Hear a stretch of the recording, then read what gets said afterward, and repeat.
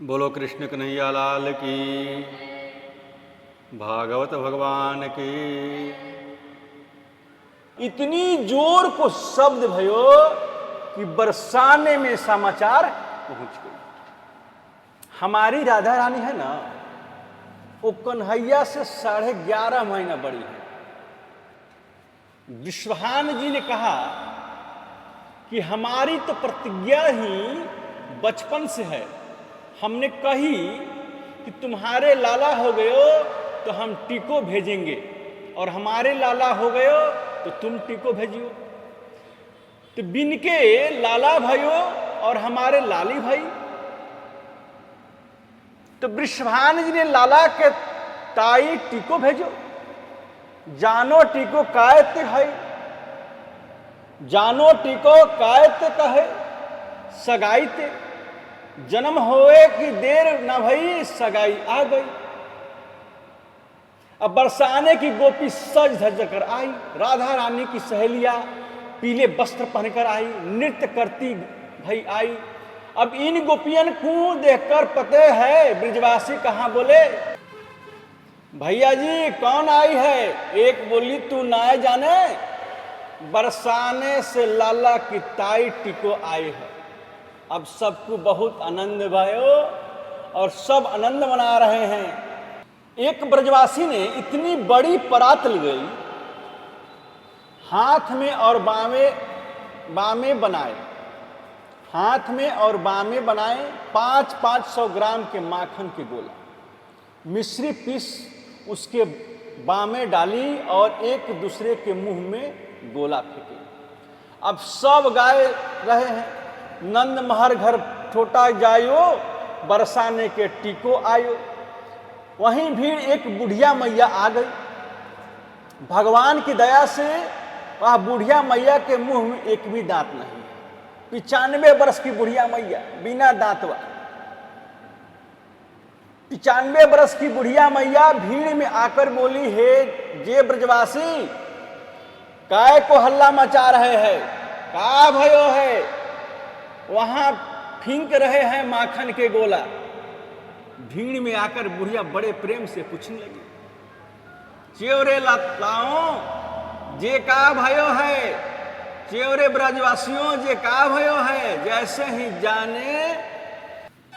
जैसे ही वाने कही का भयो, सो एक ब्रजवासी ने माखन के गोला ऐसे फेंक्यो, सो मैया के मुंह में आए के अटक से पेट में चली गई। अब दांत ही ना आए तो रुके कहां से? मैया बड़ी हंसी। पहले तो बाने मयो पूरे चाटियो, फिर बोलियो क्यों रे ललाओ ये क्या भयो है? ब्रजवासी बोली, तेरो माँ मिठो है गयो है, फिर भी पता नहीं चली का भयो है? अरे मैया भयो का है? नंद के छोरा भयो है। मैया बोली, भगवान करे ऐसे लाला तो रोज ही होवे करे। बरसाने की गोपी बोली, यशोदा जी लाला की बधाई हम भी गाना चाहते हैं, हमें अनुमति मिले। मैया बोली, मेरे लाला थोड़े ही हैं, तुम्हारे हैं। बरसाने की गोपी बड़ी प्रेम भाव से नृत्य करती भाई गाने लगी, मैंने मेहंदी रचाई रे कृष्ण नाम की, मैंने बिंदिया सजाई रे कृष्ण नाम की। नंद घर आनंद भयो जय कन्हैया लाल की, जय कन्हैया लाल की। यशोदा के लाल भयो जय कन्हैया लाल की। अब सब ब्रजवासियों ने खूब धूमधाम से कृष्ण का जन्मोत्सव मनाया। नंदस्त्वात्मजम उत्पन्ने जातलादो महामना, आहूया विप्रान वेदज्ञान, अश्नातः सुचिरलंकृता। नंद जी के घर आत्मज हुआ, इसलिए आज नंद महाराज महान मन वाले हो गए। बड़े बड़े देवता, बड़े बड़े देवज्ञ बड़े बड़े देवज्ञ वेदज्ञ ब्राह्मणों को बुलाकर श्री नंद महाराज ने धूमधाम से लाला को जन्मोत्सव मनाया।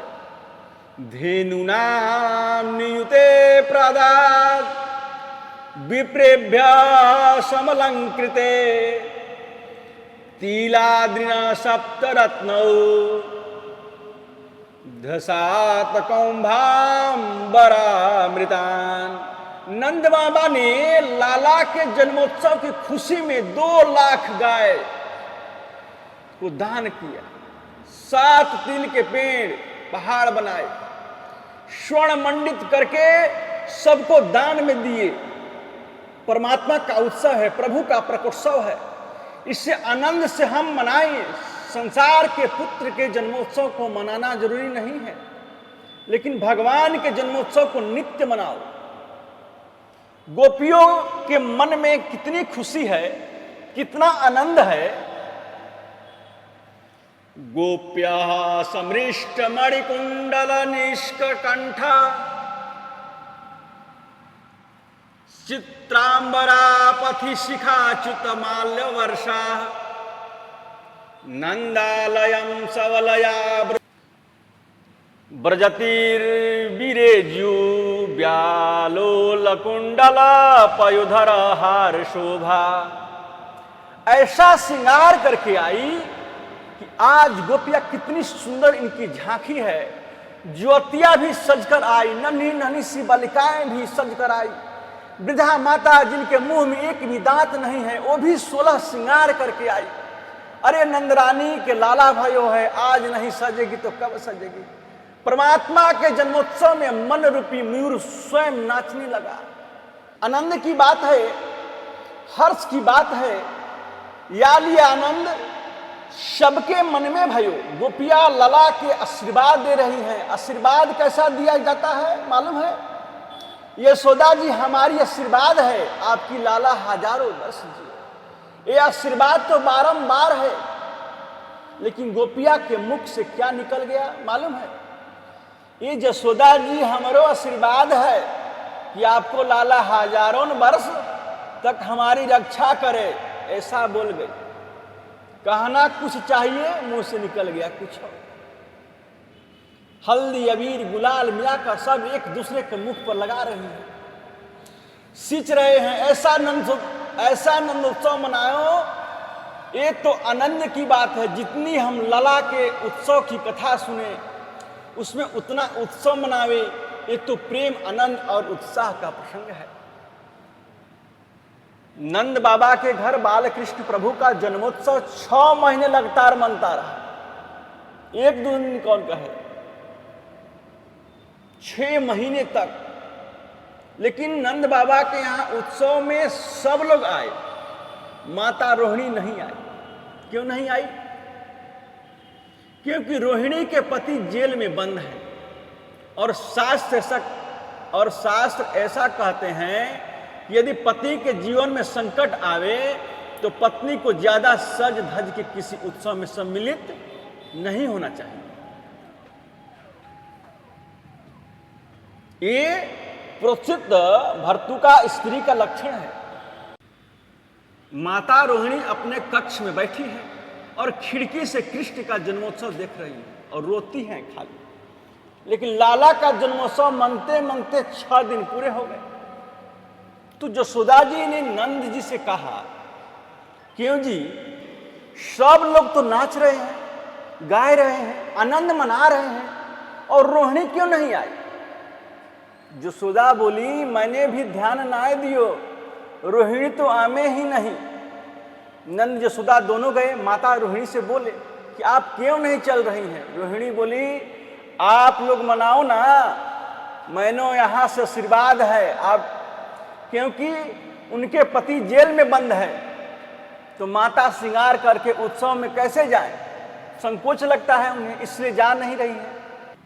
नंद जी ने कहा कि देखो, आप नहीं चलेंगी तो हमारे मन को बहुत कष्ट हो, और आपको चलना ही चाहिए।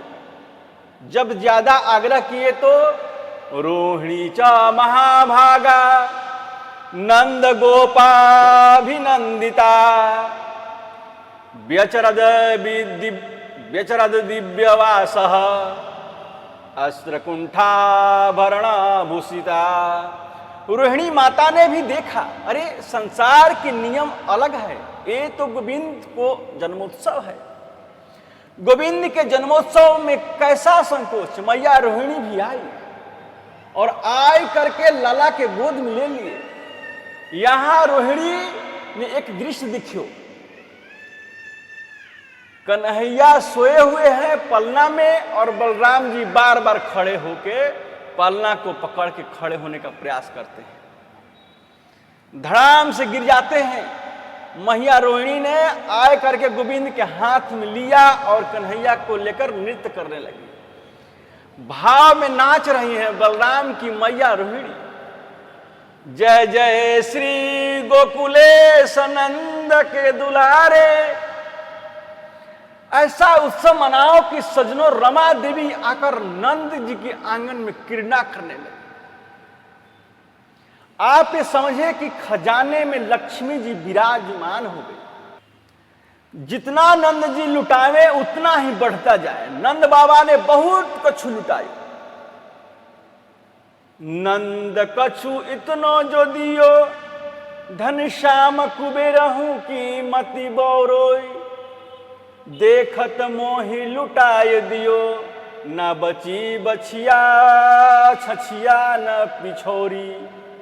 ऐसे लुटाए नंद जी के, लेकिन नंद जी ने गंभीर होकर कहा, मैया आप लोग लला के जन्मोत्सव मनाओ, मैं कंस को वार्षिक कर देने क्यों जाऊं। वार्षिक कर कंस को देने नंद जी मथुरा गए, क्योंकि कंस बड़े राजा हैं, छोटे छोटे राजा सब वार्षिक कर देते थे। ऐसे ही वार्षिक कर देकर लौट रहे थे कि नंद जी का वासुदेव जी से मिलना हो गया। अब वासुदेव जी को 2-4 दिन के लिए कंस ने छोड़ा था। वासुदेव जी से मिलकर नंद जी रुदन करने लगे। अहो रे देवकी पुत्रः कंसेन बहवो हताः, एकावशिष्टा वरजा कन्या शापी दीव गता। वासुदेव बड़े कष्ट की बात है, जितने पुत्र तुम्हारे घर जन्म लेकर आए दुष्ट कंस ने सबको मार दिया। भैया मैंने सुनी बाद में कन्या बची, वो भी स्वर्ग में चली गई। सुनकर मुझे बड़े कष्ट भई।